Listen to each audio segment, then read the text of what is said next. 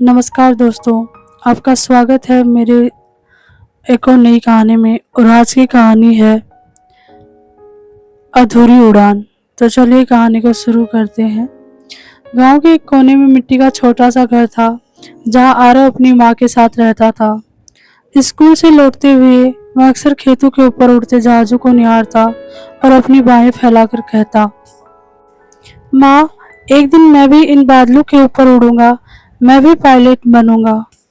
माँ उसके सिर पर हाथ फेरती और मुस्कुराकर कहती, तेरा सपना बड़ा है बेटा, पर हौसला उससे भी बड़ा होना चाहिए।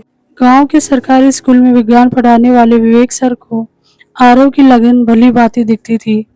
एक दिन उन्होंने क्लास में पूछा, बच्चों बताओ, तुम बड़े होकर क्या बनना चाहते हो? जब सबने डॉक्टर इंजीनियर कहा तो आरव खड़ा होकर बोला, मैं पायलट बनना चाहता हूँ सर। बहुत अच्छा आरव, तेरे जैसे लड़के ही आसमान को छूने की हिम्मत रखते हैं।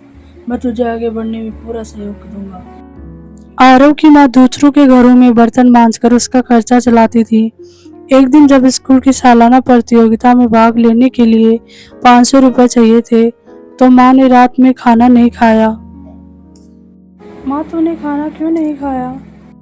आज मैंने तुझे उड़ने का टिकट खरीदा है बेटा, कल जरूर जीतना। शहर में विज्ञान मॉडल प्रतियोगिता थी। वहीं पर आरव की मुलाकात राहुल से हुई, जो कि एक अमीर लड़का है जो हेलीकॉप्टर का मॉडल लेकर आया था। तू गांव से आया है, मिट्टी और लकड़ी के मॉडल से मुझे हराएगा? मेरा सपना सच्चा है और मेहनत सच्चाई से बड़ी होती है, देख लेना तुम।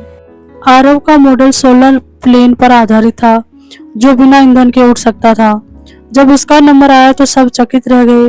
उसका मॉडल न केवल उड़ने में सफल रहा, बल्कि उसने ऊर्जा की बचत का भी संदेश दिया। जजेज ने उसे प्रतियोगिता का विजेता घोषित किया।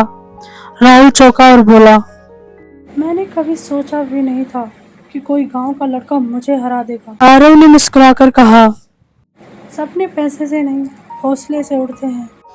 इस जीत के बाद आरव को एक स्कॉलरशिप मिली और वह शहर के एक प्रतिष्ठित एरोनॉटिकल कॉलेज में पढ़ने गया। लेकिन वहां भी राह आसान नहीं थी। अमीर बच्चों के बीच खुद को साबित करना एक बहुत बड़ी चुनौती थी। एक दिन उसका प्रोजेक्ट फेल हो गया।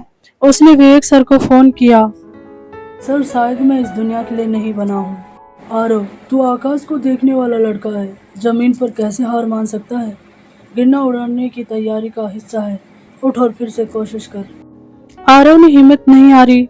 उसने दिन रात मेहनत की और अंततः उसका डिजाइन ग्रीन जेट प्रोफेशनल को राष्ट्रीय पुरस्कार मिला। कई कंपनियों ने उसे नौकरी का प्रस्ताव दिया।